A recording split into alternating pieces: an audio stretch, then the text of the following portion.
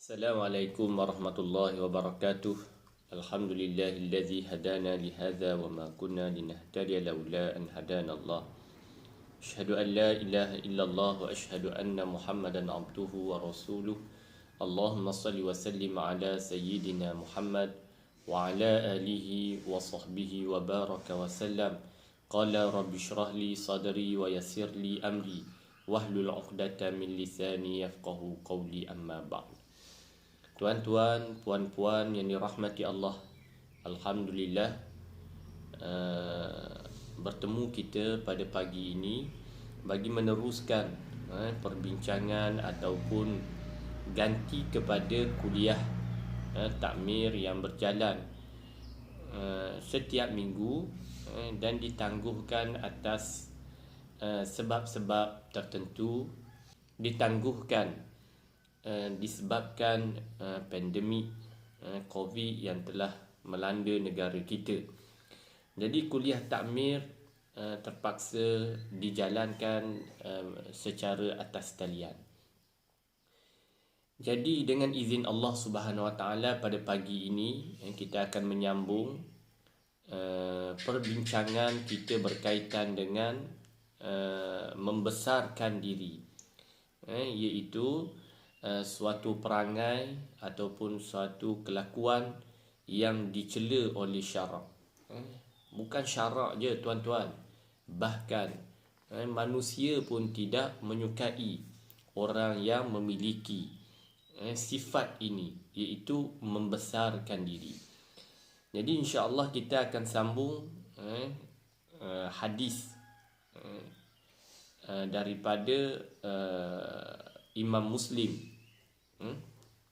Jadi tuan-tuan boleh buka muka surat 51, muka surat 51, baris yang kedua dari bawah. Qala al-muallif rahimahullahu ta'ala wa nafa'na wa iyyakum bi'ulumihi fid dharaini amin ya rabbal alamin. Dan bersabda Rasulullah sallallahu alaihi wasallam pada barang yang menceritakan ia akan dia daripada Tuhannya yang maha mulia. Jadi Rasulullah memberitahu kepada kita di mana Allah Subhanahu Wa Taala telah menyatakan kepada kita, Rasulullah sallallahu alaihi wasallam, junjungan besar Rasulullah sallallahu alaihi wasallam. Apa kata Rasulullah? Al-kibriya'u ridai wal 'azamatu izari faman naza'ani wahidan minhuma alqaituhu fi jahannam wala ubali. Artinya, ketinggian itu selendangku. Ketinggian itu selendangku, dan kebesaran itu kainku. Maknanya ketinggian itu, al-kibriya itulah membesarkan diri, itu selendangku, Allah sebut. Dan azamah, kebesaran itu kainku, izar, izari, kainku. Maka barang siapa mencabut dan merebut ia akan daku, akan satu daripada keduanya, maknanya mengambil sifat, sama ada ketinggian, kibriya tu membesarkan diri, ataupun azamah, kebesaran. Apa kata Allah? Nescaya aku campak akan dia ke dalam api neraka, ke dalam api neraka Jahannam, dan tiada aku peduli. Maknanya Allah tidak hiraukan sesiapa yang mengambil satu daripada sifat ini, iaitu membesarkan diri, ketinggian, dan azamah, kebesaran. Siapa yang ambil dua sifat ni, Allah sebut, lalu aku akan campakkan dia ke dalam api neraka Jahannam. Okey, kita tengok tuan-tuan. Sambung kita. Bermula kibriyat itu, jadi pengarang ingin menyatakan maksud kibriyat tu. Bermula kibriyat itu meninggi atas yang lain. Dia meninggikan diri daripada orang lain dengan bahawa melihat ia bagi dirinya kemuliaan atas orang yang lain. Dia rasa dia lebih hebat daripada orang lain. Maknanya dia hina orang lain. Dia rasa diri dia mulia, dalam pada masa yang sama dia merendahkan orang lain, dia hina orang lain. Itu kibriyat. Dan azamah itu sifat yang kedua, azamah yang dikatakan kain aku, sifat yang kedua. Kerana dan azamah itu keadaan sesuatu pada dirinya mulia, lagi sempurna, lagi terkaya. Jadi azamah ni dia merasakan bahawa diri dia tu lebih daripada orang lain, mulia daripada orang lain. Pada masa yang sama dia tidak merendahkan orang lain. Itulah perbezaan di antara al-kibriyat dengan azamah. Membesarkan diri dengan azamah. Maka kata pengarang, yang pertama lebih tinggi. Yang pertama yang mana tuan-tuan? Al-kibriyat lah. Al-kibriyat tu, membesarkan diri itu lebih tinggi daripada yang keduanya. Maknanya lebih teruk lah. Yang pertama tu al-kibriyat tu lebih teruk daripada azamah. Kerana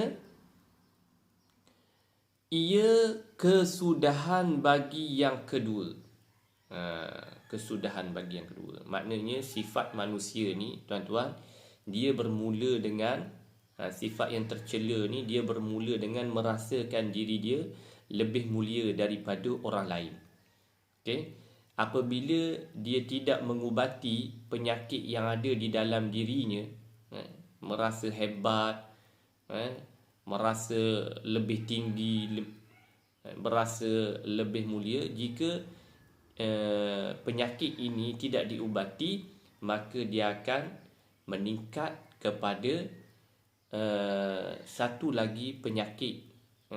Maknanya dia semakin teruk lah, iaitu dia bukan merasa dirinya mulia sahaja daripada orang lain, bahkan dia merendahkan orang lain ataupun menghina orang lain.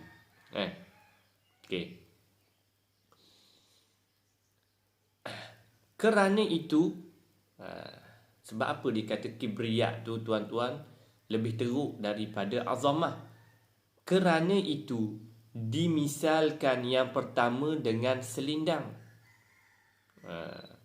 dan yang kedua dengan kain yang dipakai di pinggang. Maknanya selendang ni tuan-tuan dengan kain yang dipakai di pinggang. Selendang lebih tinggi kedudukan dia. Selendang kita letak di bahu, manakala kain kita letak di pinggang. Jadi selendang itu dimisalkan dengan kibriyat. Selendang tu tempat dia lebih tinggi, maknanya lebih teruk daripada azamah. Daripada azamah adalah makna hadis ini bahawasanya kedua-duanya sifat yang ketentuan dengan Allah Ta'ala, tiada patut keduanya melainkan bagi Allah Ta'ala. Jadi hadis ini tuan-tuan ingin menunjukkan bahawa dua sifat ini, iaitu al-kibriyat dan azamah, ialah sifat yang dimiliki oleh Allah Subhanahu wa Ta'ala. Oleh yang demikian, kita sebagai makhluknya tidak wajar kita mengambil sifat Allah Subhanahu wa Ta'ala lalu kita pakai pada diri kita. Kerana al-kibriyat dan azamah adalah sifat tertentu bagi Allah Subhanahu wa Ta'ala. Sifat Allah. Jadi kita tidak patut mengambil sifat ini ataupun bersifat dengan sifat ini. Maka barang siapa membesarkan dirinya, maka seolah-olah ia merebut akan sifat Tuhan. Maknanya dia ambil sifat Tuhan. Okay? Maka patut bahawa, maknanya layaklah ni tuan-tuan, orang yang ambil sifat Tuhan ni layak bagi dia bahawa dilemparkan akan dia ke dalam api neraka wal-iyazubillah, tuan-tuan. Jadi kita sebagai makhluk Allah Subhanahu Wa Taala adalah tidak patut kita mengambil sifat Allah Subhanahu Wa Taala, iaitu sifat al-kibriya dan juga azamah, tuan-tuan. Kita mohon daripada Allah Subhanahu Wa Taala agar menjauhkan kita daripada dua sifat yang tercela ini, tuan-tuan. Sifat yang tidak disukai oleh syarak, bukan sahaja oleh syarak, bahkan manusia pun tidak menyukai perangai ini. Siapa di kalangan kita yang suka berkawan dengan orang yang rasa diri dia hebat, rasa diri dia lebih, dalam pada masa yang sama selalu merendah-rendahkan kita, tuan-tuan. Tidak ada orang suka dengan mereka yang memiliki sifat ini. Semoga ia memberi manfaat, tuan-tuan, kepada kita untuk kita menyucikan diri kita daripada sifat-sifat yang tercela. Jadi saya tangguh tazkirah ringkas pada pagi ini dengan lafaz yang mulia. Aqulu qawli hadza wa astaghfirullahal azim li wa lakum. Assalamualaikum warahmatullahi wabarakatuh.